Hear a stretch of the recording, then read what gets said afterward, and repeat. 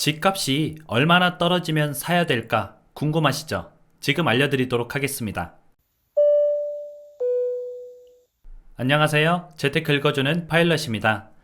우리가 지금은 좀 조정장이죠. 보합 내지 좀 조정장입니다. 물론 아니라는 분도 계십니다. 지금도 상승장이다 이렇게 말씀을 하시는 분도 있지만 제가 봤을 때는 조정장입니다.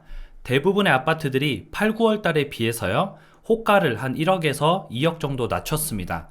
실제로는 그 가격에 거래가 되기도 했고요. 그리고 낮춰진 호가에서도 아직 팔리고 있지 않습니다. 그러다 보면은 당연히 8, 9월에 비해서 조정장이다 이렇게 볼 수가 있는 거죠. 하지만 모든 지역이 그렇진 않습니다. 각 지역마다 좀 나눠져 있죠. 가격이 그래도 계속 올라가는 지역이 있고 조정을 받는 지역이 있고 이렇습니다. 불과 한 6개월, 1년 전만 하더라도 전 지역이 올라갔습니다. 이건 대세 상승장이었죠. 그런데 일부 지역들이 하락을 하고 있고 일부 지역들은 조정을 받고 있다. 이 말은 지금 대세 상승장은 아니다. 지금은 약간은 혼돈의 장이다. 그리고 양극화가 시작되는 분기점이다. 이렇게 보시면 되겠습니다. 그래서 지금은 전체 장이 상승하고 있지 않기 때문에 제 생각에는 조정장이다, 보합장이다 이렇게 생각을 하는 거고요. 이 조정이나 보합이 얼만큼 올지 궁금하시죠? 제가 알려드리겠습니다. 그냥 바로 속 시원하게 말씀을 해드리면은 얼만큼 올지는 아무도 알 수 없습니다. 그래서 내가 집값이 10% 떨어지면 사야지, 30% 떨어지면 사야지 이렇게 생각하는 것은 굉장히 위험한 거죠. 여러분들이 이제 시장을 계속 관찰하고 있으면 알 수가 있겠죠. 지금은 보합이 계속 이루어지고 있고 예전에는 이러한 지역들이 가격이 하락이 왔었는데 지금은 추가적으로 이런 지역도 가격이 하락이 오고 있구나. 그런 것들을 좀 느낄 수가 있고요. 가격이 하락이 오는 속도가 조금 커지고 있구나.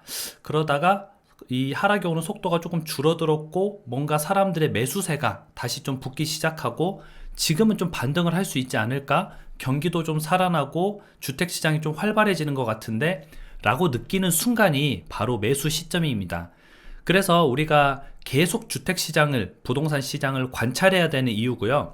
이게 우리의 바램대로, 물론 저도 그런 걸 기다리고 있으니까 우리의 바램대로 40%, 50% 이렇게 하락하면은 가장 좋겠죠. 하지만 역사상 그런 일은 없었습니다. 그렇기 때문에 너무 과도하게 기다리다 보면은 여러분들이 타이밍을 좀 놓칠 수가 있다는 거죠. 그 반복되는 사이클 속에서 여러분들이 조금이라도 조금 1, 2억이라도 또는 10%라도 15%라도 저렴한 가격에 주택을 살 수 있으면 좋지 않을까, 제가 그 말씀을 드렸던 거고요.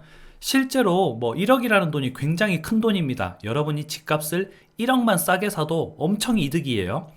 동탄이나 이런 데는 이제 8월 달이나 9월 달에 비해서 집값이 한 1억 5천, 2억 정도 좀 빠졌죠. 그것보다 낮은 가격의 호가가 실제 나오고 있습니다.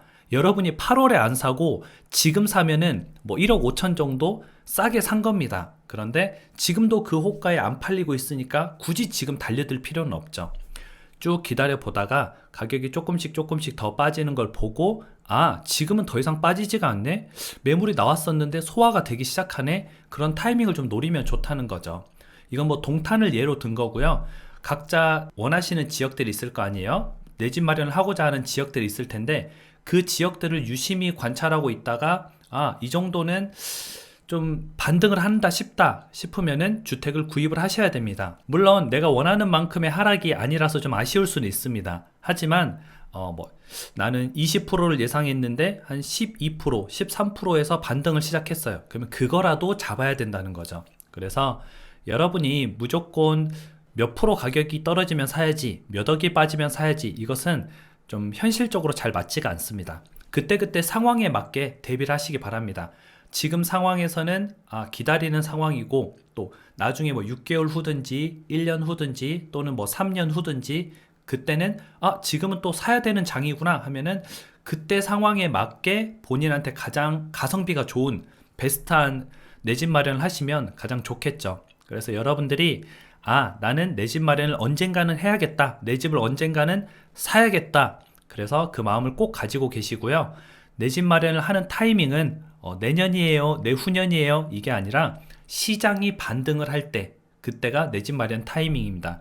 그래서 자본주의 사회에서 내 집을 가지는 것은 굉장히 중요하고요. 내 집이 재산을 증식하는 하나의 방법입니다. 이거는 뭐 조선시대 500년 역사를 통틀어서부터 시작했기 때문에 불변의 진리입니다. 그게 인구가 줄어들어서 집값이 폭락할 것이다. 이거는 외곽 지역들 얘기입니다. 뭐 지방이나 비인기 지역들 얘기예요. 일본이 잃어버린 30년이 발생했습니다. 그런데 도쿄 긴자나 이런 요지들은 잃어버린 30년 전에 폭등했던 집값보다 더 올라 있습니다. 이게 무슨 말인지 아시겠죠? 그러니까 모든 지역이 인구가 줄어서 다 폭락한다 이런 개념이 아니라 살아남는 지역들은 계속 인기가 있을 것이고 계속 화폐 가치 하락으로 인해서 물가 상승으로 인해서 자재비 상승으로 인해서 인건비 상승으로 인해서 집 가격이 올라갈 것입니다. 그렇기 때문에 여러분들은 이런 양극화 시대에 살아남는 집을 찾기 위해서 열심히 공부를 해야겠죠. 그래서 여러분들이 이렇게 열심히 공부를 해서 부동산으로서 상대적 박탈감도 느끼지 않고 그래도 내가 남들보다는 조금 나은 선택을 했었구나 그 당시에 그런 걸 좀 느낄 수 있게 같이 열심히 공부를 해보도록 하겠습니다. 오늘 방송은 또 여기까지 하고요. 시청해주셔서 감사합니다. 다음에 다시 만나요.